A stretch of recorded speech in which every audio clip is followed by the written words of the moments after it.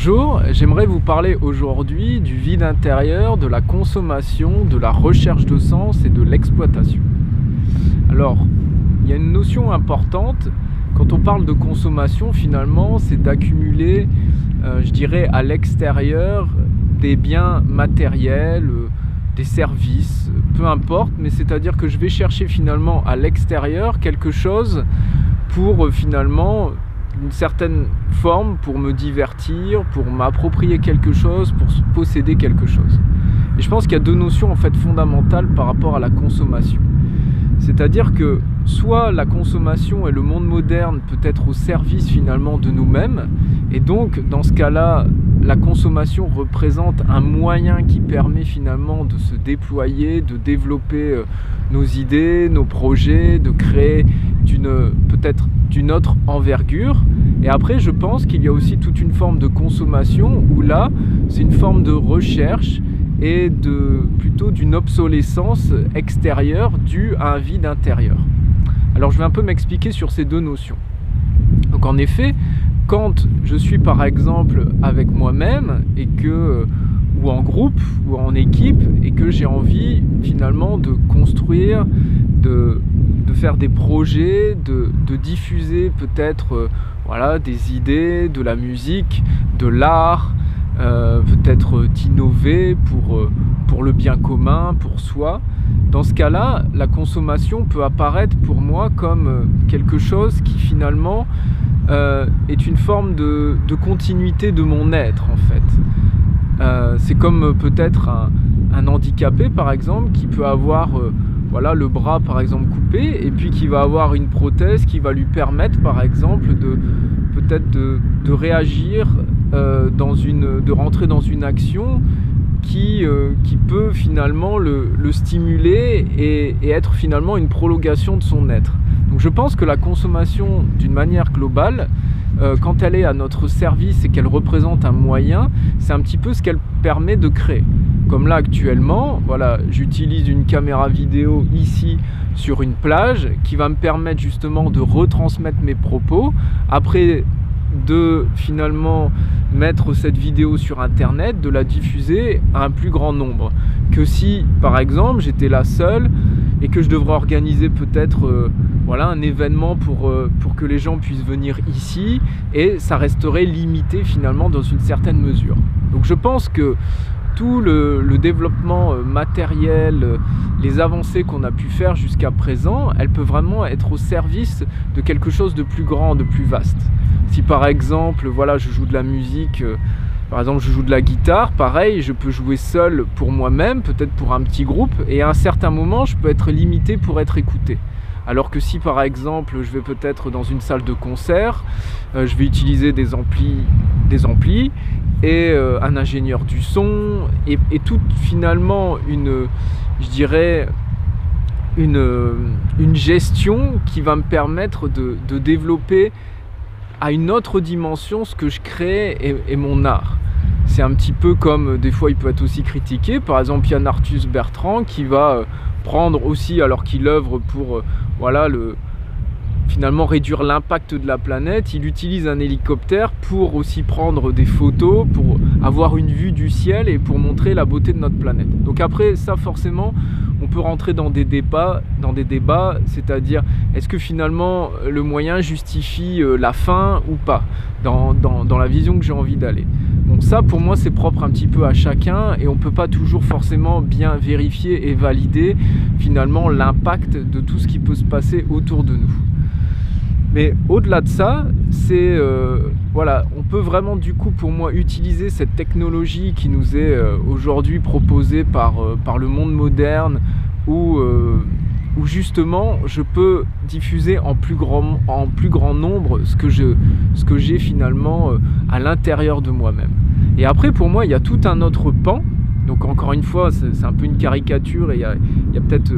une notion de voilà, un pan où on est vraiment qu'au service de son moyen, de son intériorité, et puis un autre extrême, on peut avoir vraiment la consommation qui est finalement consommer pour consommer, peut-être une recherche justement de vide parce que je me sens pas rempli à l'intérieur de moi, et donc je cherche finalement à l'extérieur des loisirs, un service, un petit peu des choses qui finalement n'ont que peu de sens pour moi, qui ne durent pas dans le temps. Et donc là il y a une forme voilà, comme un peu ça peut être le cas voilà, d'un enfant qui reçoit beaucoup de cadeaux et puis il sait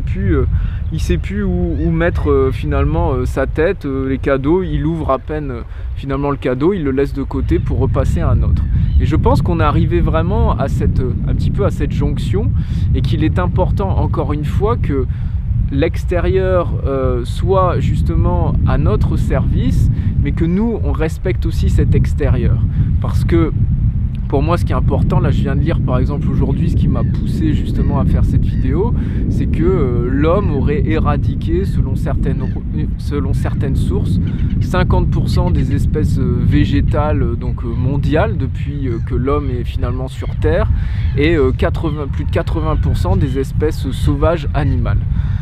Donc moi ça m'interroge vraiment, c'est-à-dire que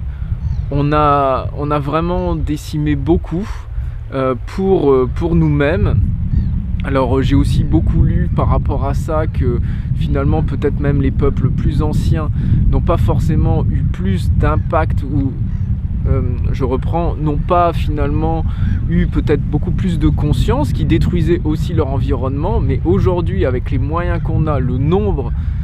qu'on est, forcément aujourd'hui ce manque de peut-être de respect, ou cette exploitation, cette surexploitation se paye très cher aujourd'hui voilà, avec nos moyens et le nombre d'humains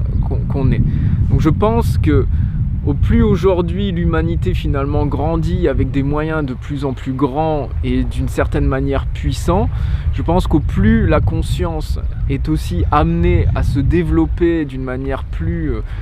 plus vive et plus rapide, pour pouvoir justement mieux maîtriser ces avancées, et qu'on puisse revenir vraiment à quelque chose de juste, d'équilibré, et qu'on soit dans le respect un petit peu plus de nous-mêmes, c'est-à-dire de prendre aussi cette tâche de rechercher un peu plus notre intériorité et pas toujours vers cet extérieur, pour aussi moins consommer et être dans plus à l'écoute des moyens qui nous permettent d'être et de vibrer. Donc ça me paraît vraiment essentiel de méditer un petit peu sur ça, c'est-à-dire peut-être de faire un état des lieux sur chacun, moi le premier, à quel niveau finalement j'utilise certaines choses, certains moyens pour justement peut-être être juste une recherche, une forme de consommation, et à quel niveau les moyens que je peux utiliser sont au service finalement de vraiment d'une quête un peu plus profonde, et vraiment au service de quelque chose qui me touche et qui me remplit.